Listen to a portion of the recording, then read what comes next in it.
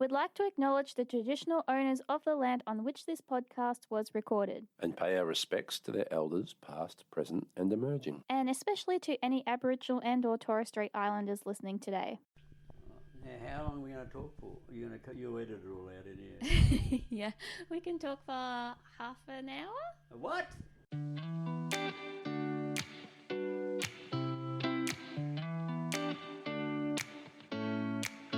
Hello, listeners, and welcome to the Full Bottle Podcast. Great to be back. I'm your host, Stephen. And I'm your host, Gabby. Thank you for tuning in, everyone, once again. We hope you all had a great Easter break. What did you get up to, Stephen? I didn't venture too far from home this time, Gabby. I got a camping trip in a few weeks earlier when the weather was good, of which I was very pleased. We did have 5 or 6 families round for Easter Saturday dinner, and I put 10 kilos of lamb on a spit. Oh, yep. 10 kilos is a lot of meat. Mm. And it was a great night. And what did you get up to? Oh, I just went to Vietnam. Nothing crazy, just Vietnam with my mum and dad and my brother. You went to Vietnam. What was your highlight there? The pineapples. Oh, the pineapples are so good in Vietnam. Locally grown pineapples? I don't know. They were just always there, so I always had them. Why are they so good? The fruit tastes so delicious and fresh there.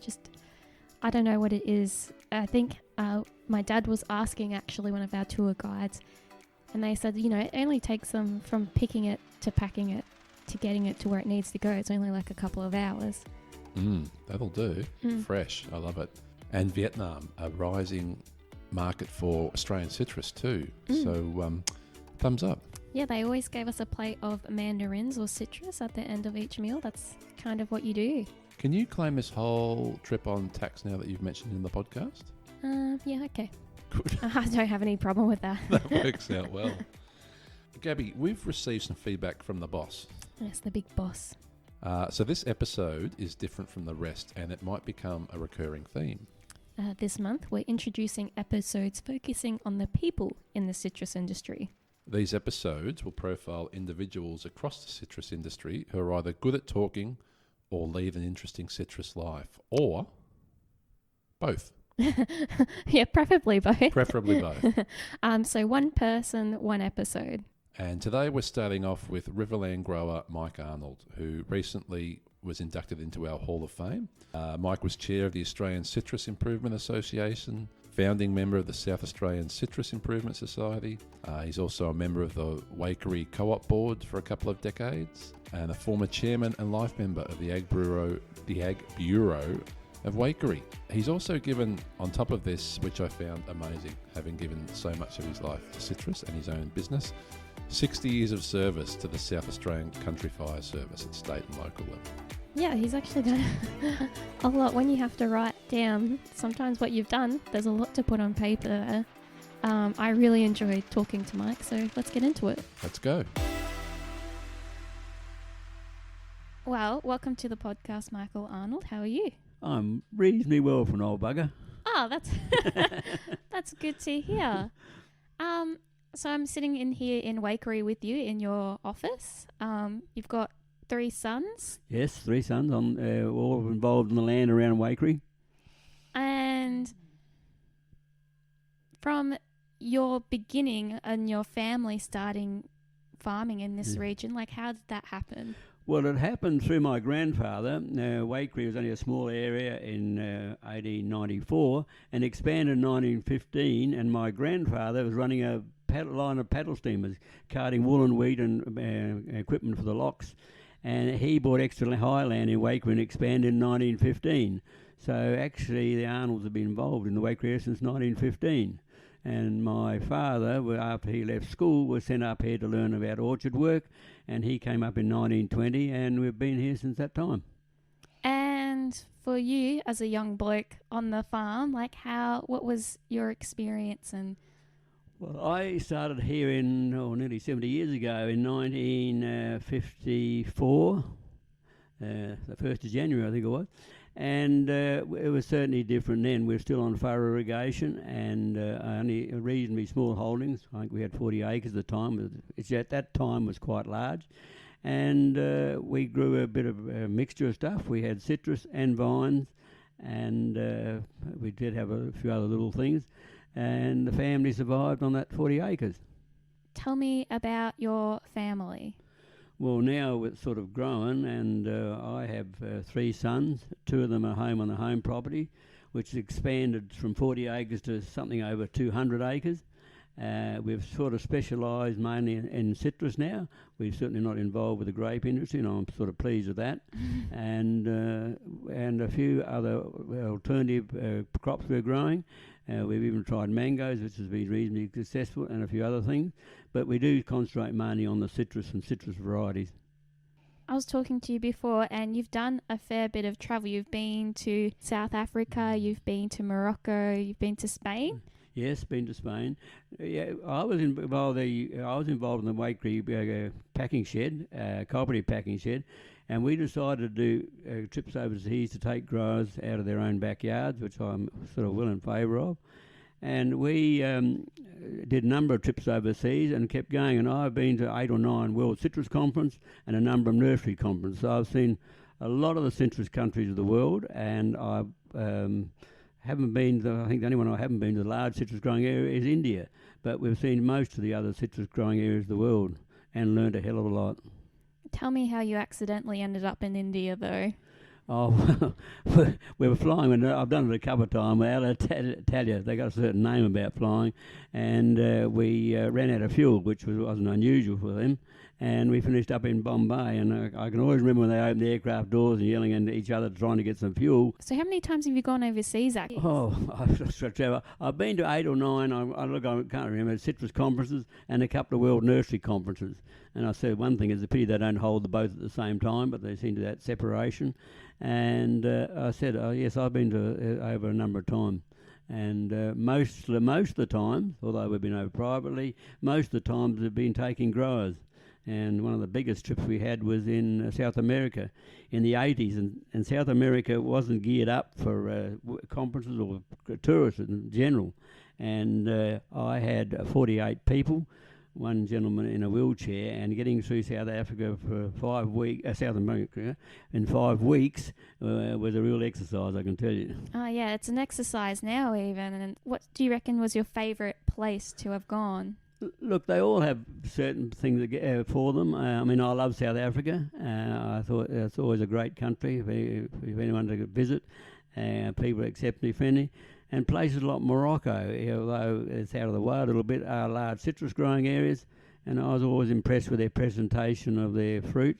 The packing sheds do an excellent job sending fruit into Europe, and their presentations are wonderful. But you can't beat California as an area. I think that's also interesting, very interesting country, the American side of things and the way they do things. Everything's big, but that's how America is. Much bigger than we are, aren't they? They do talk big. I can remember coming back from South America and spending some time in California with people we knew. We were out at the barbecue, and we'd had their food in South America, which is a lot of barbecued stuff. And with a bullock, I don't think they waste anything except the moo. Everything's cooked in some form. And I can remember this American saying, he said, we get the beast and we cut the hind legs off and throw the rest away. So tell me a bit about some of the activities you've done to be involved in the citrus industry. Well, I suppose my main involvement in the citrus industry, although I was secretary of the little association and the Agriculture Bureau, was Oz Citrus, the foundation of the industry. It provides a seed and budwood to the whole of Australian industry, and also overseas in places like New Zealand we supply budwood. So we're very involved in that, and I sort of got involved after the Australian horticulture industry got together and saying, look, each state's doing a lot of little things, let's try and get each state to take over vines or citrus and see if we can concentrate, and one state put that in there, or make sure that they try and make that the best they can in Australia. So the citrus industry were doing a little bit in New South Wales, or quite a little bit, and eventually got involved. All states got involved with that, and we grew and grew, and then Oz Citrus was formed and set up our area at Mildura, and now we supply all the budwood and seeds for the Australian industry. and and have a foundation block out of Mildura, which would rate one of the best in the world. Why do you think it's one of the best in the world? What makes it so advanced? Well, after travelling around, and we're fortunate, a lot of the people on the executive committee, well, all the people on the executive committee have travelled widely, and we had the pick of all the countries that are doing that sort of work, and we sort of picked the best out of that. So I wouldn't say we're better. We're certainly not better than anyone in the world, but we're certainly up now with world standards of what we've seen in our travels. Is that impressive? Because we are quite a small, growing, not state, but growing country. Yeah, I think people don't realise how small our industry is. I think we come to about 28th in the world in size of industry, but we're a lot smaller than that in the amount of production we have. So if we've got to learn anything, we must go and see what these countries are doing, and it's well ahead and done a lot of work. I mean, we look at places like India and China and the amount of production. I think both those countries together need to produce half the world's citrus.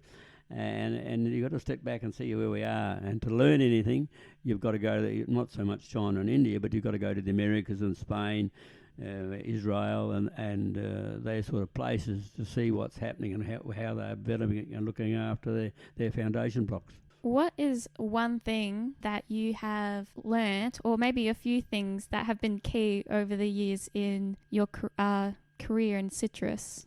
Well, first thing to learn, if you are in the industry, the first thing when you can, go and have a look at the larger citrus areas. Look at the varieties they're producing, look at the varieties the countries want to import and that sort of thing, and try and concentrate on that. Remember, counter season, we have a lot of opportunities to get into a lot of countries, counter season, and we do produce, especially a navel. We know our navels are some of the best in the world, and that can be proven when you look at navels or taste navels when you're in other countries. And so we do have a lot of opportunities working together. I'm sure that our industry can survive and do quite well in the future. There'll be ups and downs, like if you grow wheat or you grow wheat or wool.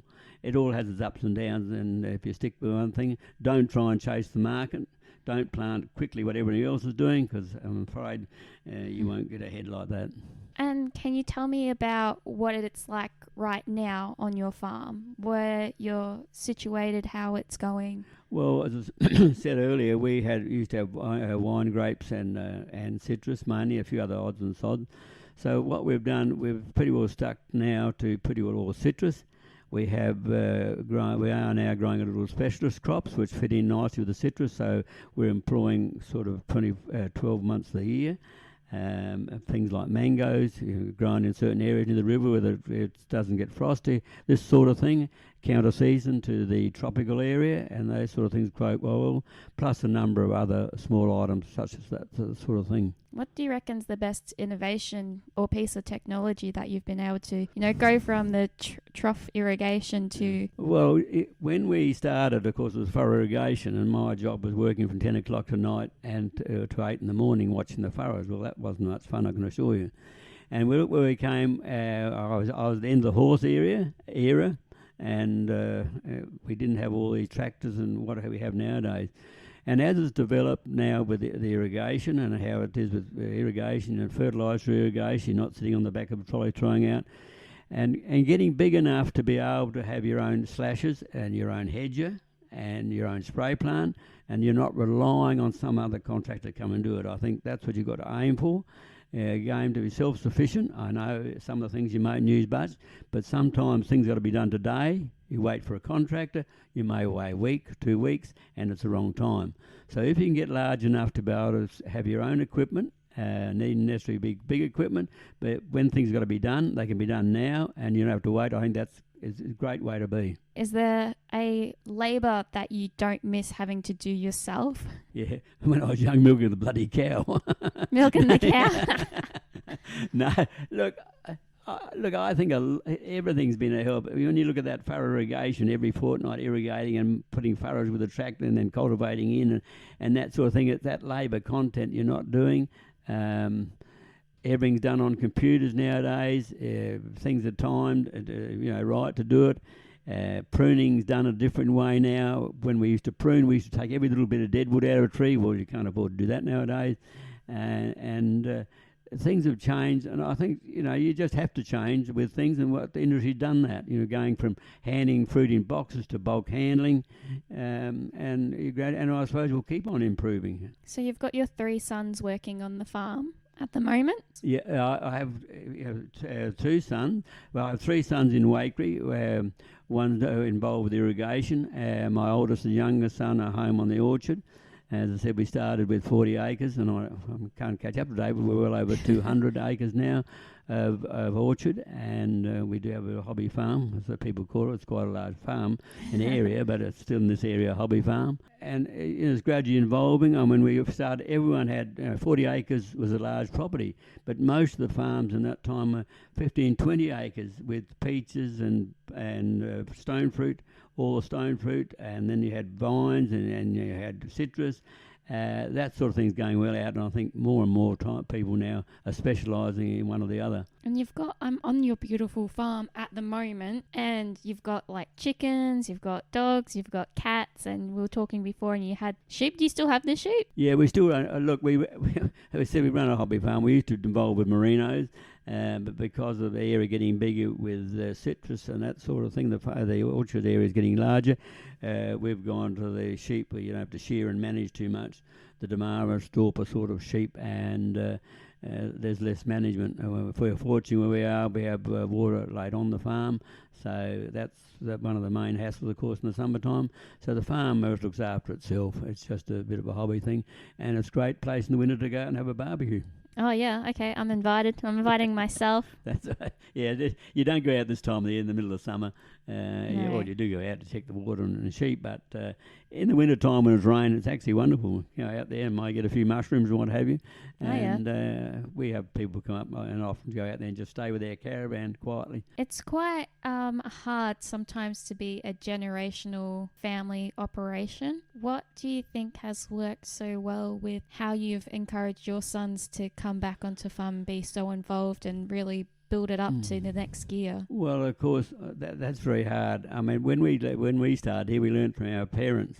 Nowadays, it pays to send your children, if you can, to Roseville or a college like that to get a bit more knowledge of horticulture, agriculture, etc.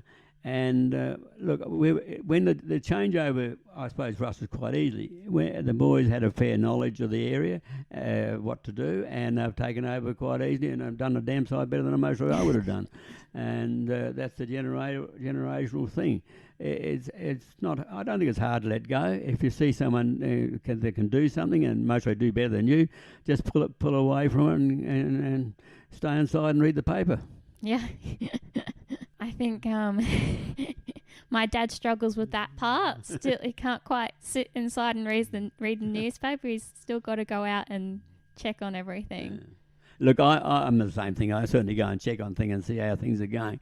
And up to about 6 months ago, I did a lot of slashing, and I wish I could still do more. But when you get older, it's paid just to keep out of the way and away from machinery. But I certainly keep an eye on things, and I make some comment if I see something that I think is not right. But I'm usually wrong, so that it's just a bit of a discussion. Where do you think the future for citrus is going? What is the future of anything? Look, it's very hard to know what the future is going to be. I think, it's a product we need. We need to eat, and then citrus is a very good product to have as a food product. It's a little bit unfortunate, I think, now with costs and where we are on the bottom end of the world, and getting shipping and getting our supplies to markets in Asia, etc. Not so much to America, but anywhere moving fruit, or even I suppose by transport in Australia is getting expensive. I gather, things will change a little bit. I hope they do. But I think we can grow the citrus. We've got the good product. I think we can get it there. It's going to be expensive. And as countries develop in Asia and there's more money around for those people, I gather they'll buy more citrus. You've done a lot of work in the industry and outside the industry. You're also involved in the CFS. Is there anything else that you kind of engage with in the community? No, not really. I mean, when you're involved, especially we go back to the Country Fire Service, when you're involved that, and I done my 60 years, that's not a full-time job, but where we are on the highway in Waikerie and the farming area and what have you, there's plenty to do with call-outs, and I finished up managing the regional area here, so I was managing not only the Waikerie Brigade but 4 other brigades. And there's not much time, and we want a bit of home time to do anything else. Yeah. And I mean, I've enjoyed my time in the fire service. There's great people we had involved in it, and I was awarded the Australian Fire Service Medal for my service in that, and it was a great achievement. And and in getting that award in the end, it wasn't make it worthwhile, but it was great satisfaction to do that. What do you reckon was your biggest mistake? My wife's not here. She could answer that for me. She'd have plenty of ideas. Now I'm going to think which is my bigger mistake. Oh, look, if you go back to citrus, planting some varieties you shouldn't, but when all these new varieties came out, I had the opportunity of seeing them in other countries, but they didn't work here. And there was a lot of mistakes like that, and certainly a lot of mistakes with some departmental officers that went overseas, not being growers. They came back with all the U-Butte ideas, but they weren't growers, and they hadn't done marketing, and it looked good in the country they were in, but they didn't work in Australia. So I would say, horticulture-wise, it was some of the varieties that came into the country. And admittedly at a great cost, because to put something through quarantine, you're looking at thousands of dollars, and it didn't work. So, but I think things are settled down now, and if something comes in, there's got to be a really need to have it and market for it. Yeah. What do you think was your biggest achievement in the industry or in your life? Oh, well, I suppose, getting where we were in the fire service, we've achieved. I started off with one old truck with a couple of hoses on and a couple of knapsacks, and now in Wake we have a station with, I think there's six units in it for different road accident rescue, etc., and farm firework. So we achieved a lot with that. And then, of course, my achievement in the industry has been the working and developing Oz Citrus. From what we had sort of just about nothing, and to some said the best setup most probably in the world. Perfect. Well, thank you so much for joining me on the podcast. Well, thank you for struggling through with me. Oh, no, it was being very grateful. Thank you so much. G'day everyone, Nathan Hancock here, CEO of Citrus Australia. Gabby wouldn't let me be a co-host of this episode, but I'm going to put my head in here and just give a little by the way PS and addendum to Mike's interview, which I thought was very interesting and enlightening, so thank you, Mike. Mike was a recipient of the Hall of Fame Award for 2023, and I think a well-deserved award. He and John Morris both won that award at that event, and we just wanted to add to this podcast the opportunity for you to be aware of how to nominate someone that you've worked with or someone who is a family member and perhaps that you would like to see recognised in this way with the Hall of Fame Award. It's something that Citrus Australia is really taking pride in, is recognising past leaders and past personalities in the industry. And I think it'd be great if more nominations were received each year. We do have a call, but you can call the office at any time with your thoughts on someone who might be eligible for the Hall of Fame. And we have a couple of other awards as well, which are given out each year, like the Service to Industry Award, Value Chain Innovator Award, and one we recently started a couple of years back called Emerging Leaders, where we're recognising young people that are coming through the industry who are taking on a little bit more responsibility than just their own farm, but adding to the fabric of the industry by participating and being part of the broader industry in some way, whether it's on committees or encouraging field days and workshops on their farms and those sorts of things, or just supporting others in some other way. So yeah, just wanted to pop my head in and say thank you, Mike, for a great interview and for your service to industry. We're really proud to recognise you as someone who's been a pioneer in the Oz Citrus movement and getting clean budwood recognised in Australia and the importance of that. And I think that's a real legacy that you and others of your ilk have committed to, for us, and we're all going to benefit from that into the future. So, yeah, that's Nathan signing off. Thank you very much. That was great stuff, Gabs. I could tell that you really enjoyed catching up with Mike there. Yeah, I had no idea that he had done all this service outside the industry to the CFA or CFS, as you South Australians call it. We also have some sad news to share today, Stephen. Stephen, would you like to share? Yes, it's time for me to leave the wonderful organisation that is Citrus Australia and move on to a new challenge. It's not, as some may guess, because of the tension between Gabby and I that you can clearly hear on these podcasts, but time to move on. Yes, it's been good having you as a boss, Stephen, despite despite what may come off on this podcast. And it's been great having you on this podcast journey. And I think our listeners will miss you and miss your witty comebacks and your deep David Attenborough tones, you know. Thank you, Gabrielle. I'm glad that the podcast has been established so I can listen to it every month and find out what's happening in the industry. Oh yeah, you have to keep listening. I will. I'll send you like a little podcast t-shirt, so I'll even keep giving it 5 stars because I know that yeah. helps. And our listeners, 5 stars, that would help too. yeah, everyone, make sure you give us a like and follow. Again, please leave us some feedback. Get in contact with us about ideas, ways we can do things better, or subject ideas you want to hear about. There's a link in the podcast description where you can drop all that. And I look forward to seeing all my citrus friends around the traps. And if I may have the final sign off, over and out. Over and out. And good luck with the season ahead, everybody.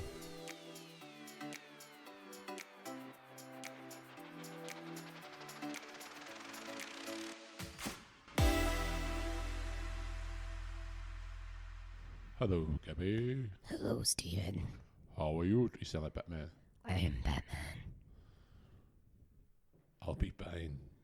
You were born and you adopted the dark. You merely adopted the dark. I was born in it. I don't know what Batman says besides I am Batman. He just you've had enough. I'm Christian Bale. He never sounded like a convincing voice, that Batman voice. You've had enough.